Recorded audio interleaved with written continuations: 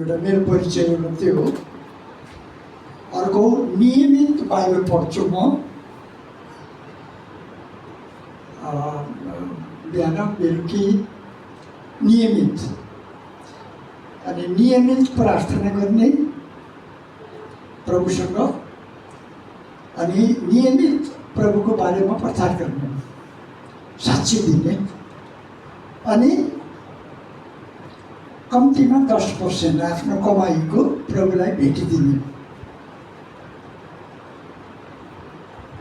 र सबै क्रिस्चियनलाई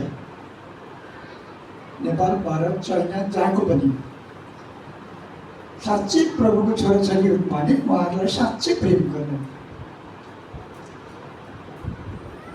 अब यो चाहिँ हाम्रो परिचय हो।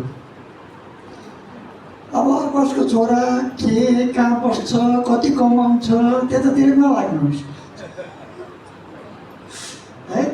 जागिर के छ, के विषय पढ्यो, कति पढ्यो, त्यो पनि नलाग्नु। यो चाहिँ रियल परिचय हो।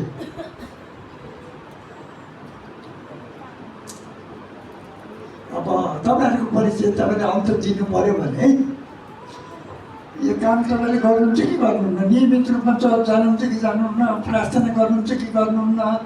अब गरिएन भने हामी कमजोर खालको विश्वासी। कमजोर विश्वासीले कमजोरै भेडा जन्माउँछ, थाहा छ त। बिउ कमजोर भएपछि बोट पनि कमजोर हुन्छ।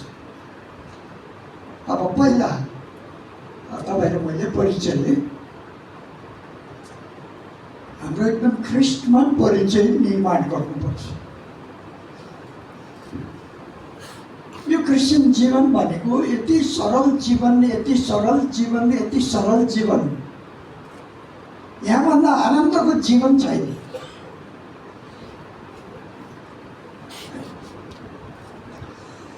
एकचोटि एउटा विद्यार्थी मेरो अफिसमा आएर झगडा गर्यो।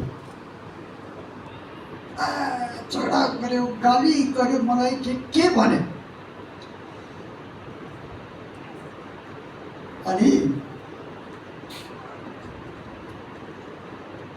मैले अब तिम्रो मनमा लागेको कुरा भन्यो, तिमी आफै विचार गरेर सोच भने अनि पठाइदिएँ मैले। अनि 6 महिनापछि आयो फेरि भेट्न मलाई। अनि उसले के भने मलाई 6 महिनापछि, सर तपाईँले मलाई पक्का पनि फेल गर्नुहुन्छ भन्ने सोचेको थिएँ, बदला। तर मैले चाहिँ यो नबुझेर गरेको हुनाले मलाई माफ गरिदिनुहोस्, भेरी सरी। अनि मैले उसलाई तुरुन्तै त्यतिखेर बताएँ, बाबु एउटा असल टिचरले कहिले पनि विद्यार्थीलाई बदला लिँदैन।